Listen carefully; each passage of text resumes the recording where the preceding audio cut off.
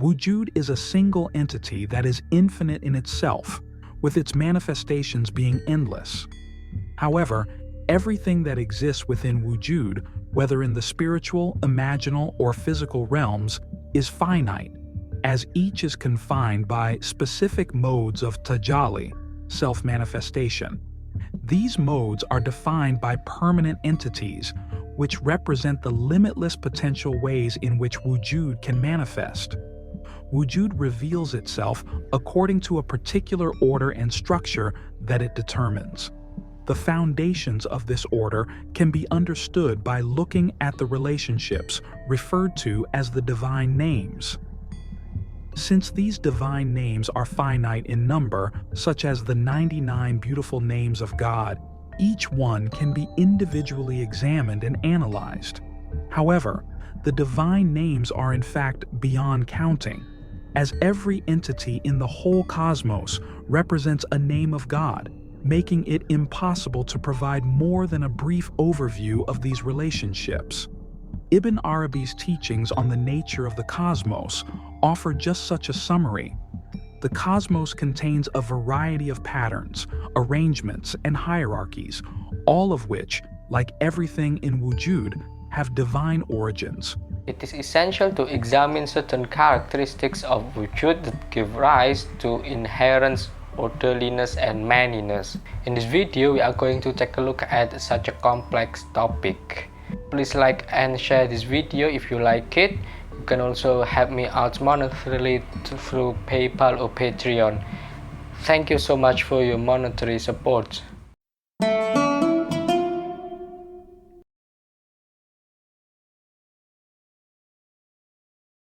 Order and arrangement only make sense when there is a multiplicity of interconnected things. Since Wujud is one, multiplicity is inherently rooted in oneness, and so is order. We have already discussed how the singular Wujud necessitates the existence of many things.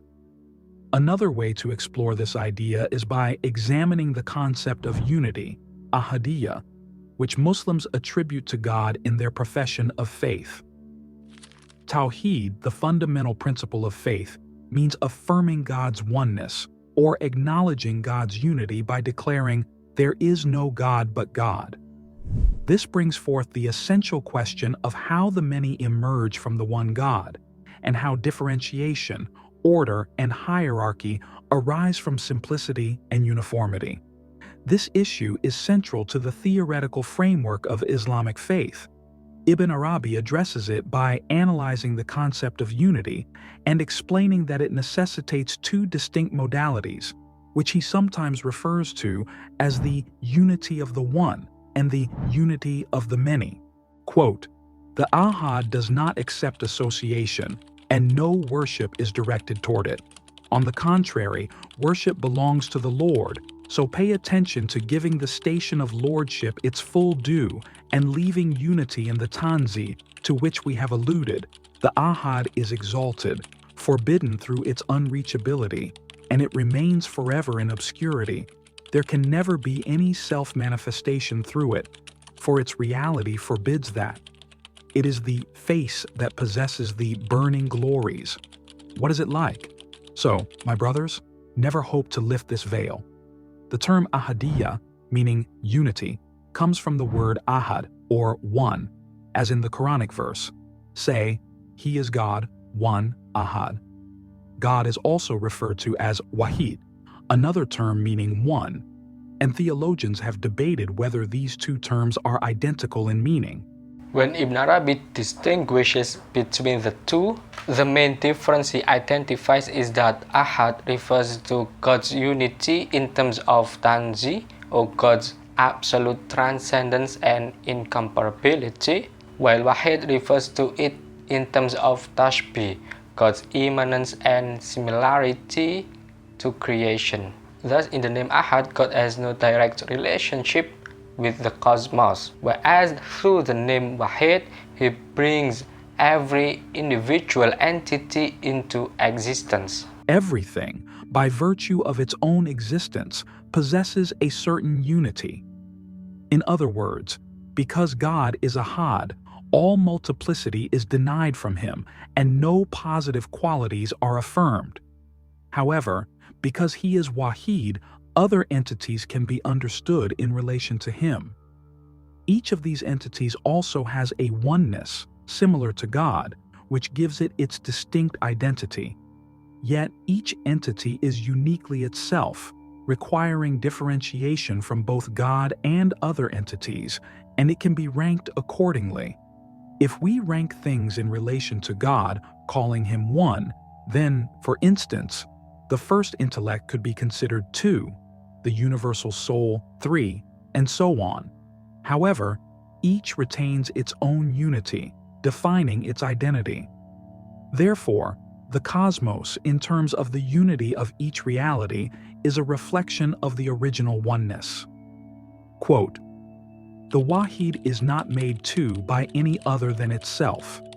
Number and manyness become manifest through its free activity in levels that are intelligible but not existent. So everything in wujud is a Wahid.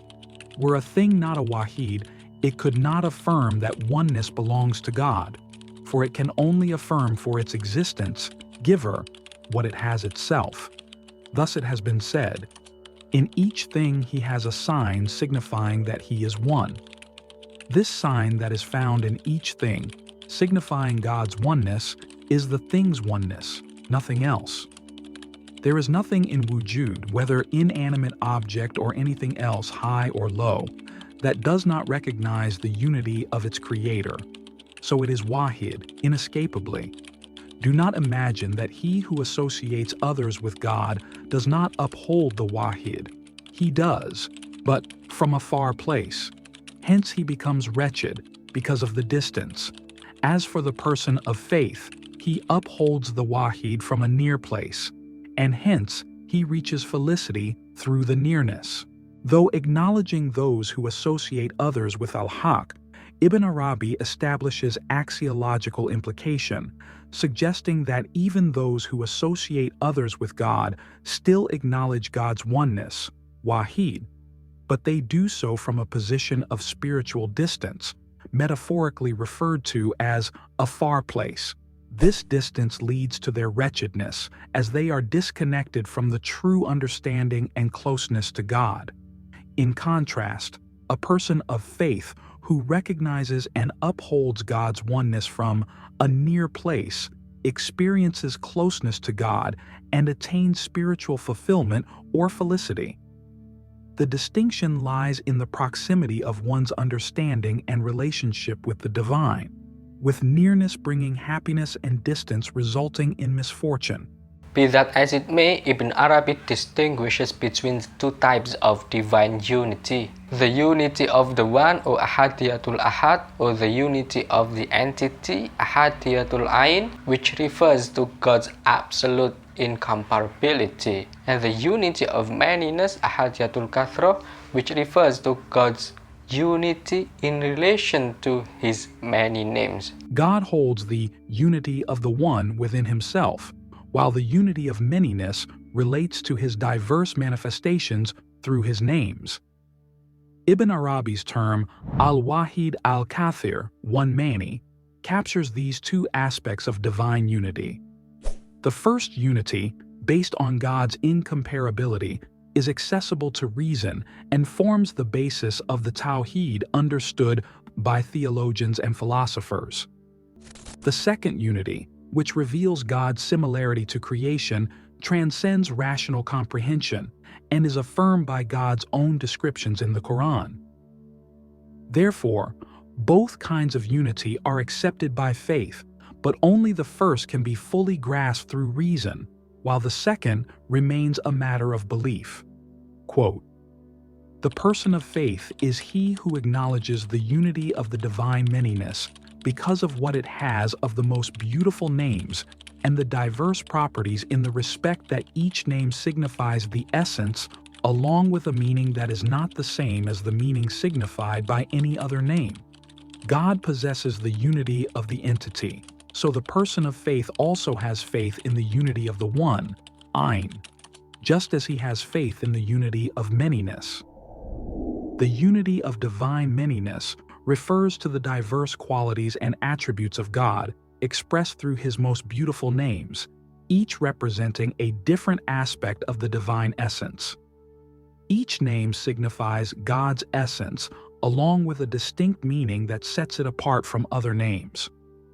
At the same time, God possesses an indivisible unity of the entity, meaning that despite the many names and attributes, God remains one in His essence.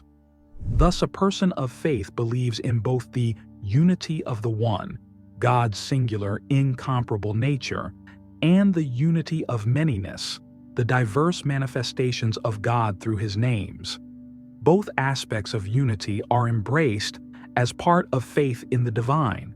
According to Ibn Arabi, faith brings spiritual fulfillment that cannot be achieved through logical proofs. It is a gift from God and is based on trusting on the truthfulness of what God reveals about Himself. While faith itself is about accepting this truth, deeper understanding comes from another source of insight that works alongside faith.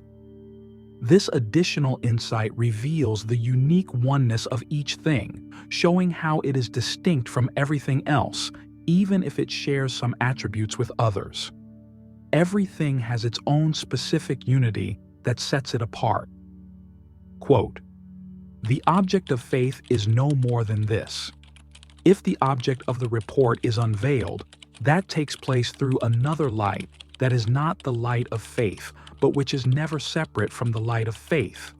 It is this second light that unveils to people their own unity and the unity of each existent thing through which it becomes distinct from others, whether or not there is an attribute that is shared. There is no escape from a unity, specific to each thing, through which it is distinct from others. When this light unveils the unity of the existent things to the servant, through it he knows for certain that God has a unity that is specific to him. This unity must be either his own entity, so that the unitary in essence is the unitary in level, such that they are identical, or it must be the unity of the level. Hence, unveiling conforms to the considerative proof, and the servant knows for certain that the essence has a unity that is specific to it and is identical with it. In each thing he has a sign, signifying that he is one. That sign is the unity of every object of knowledge, whether it is many or not many.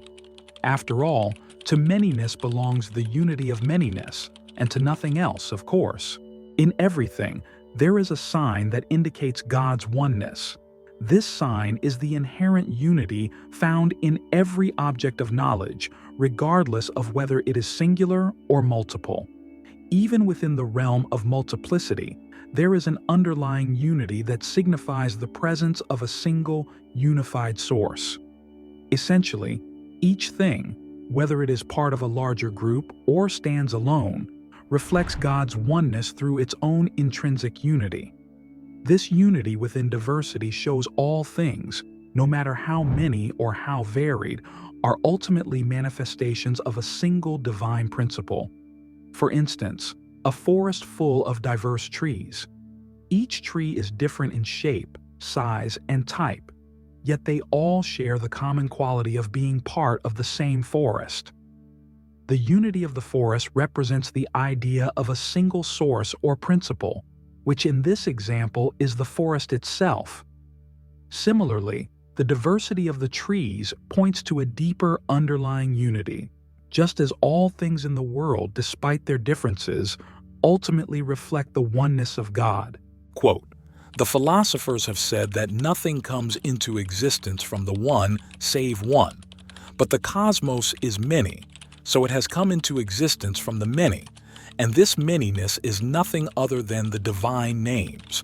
Thus he is one through the unity of manyness, the unity that the cosmos demands through its essence." Despite what they say about the one that proceeds from the one, when the philosophers saw that manyness proceeds from the one, although they had said that it was one in its procession, they were forced to take into account plural faces, which derive from this one and through which the manyness proceeds. Thus, the relation of the faces to this preceding one is the relation of the divine names to God. So why not let the manyness proceed from him, just as it does in actual fact? Just as manyness has a unity that is named the unity of manyness, so also the one has a manyness that is named the manyness of the one, and it is this that we mentioned. Hence, he is the one, the many, and the many the one.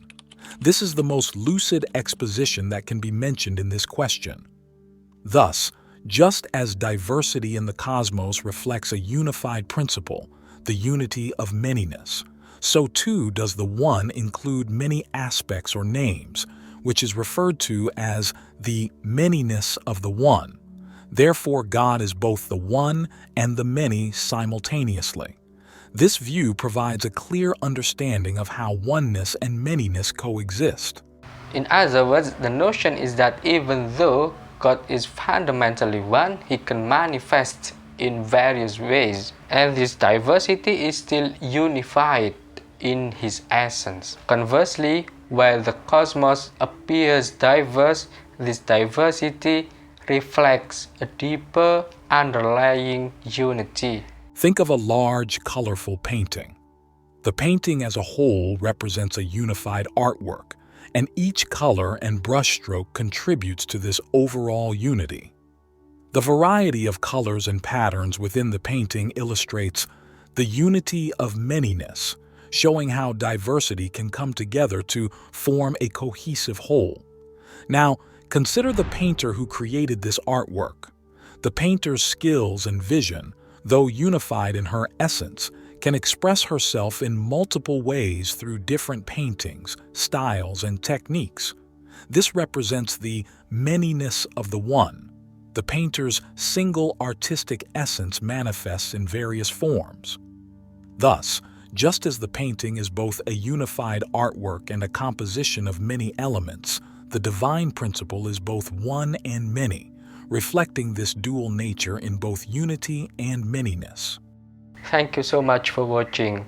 My special thanks to Team Arus. See you.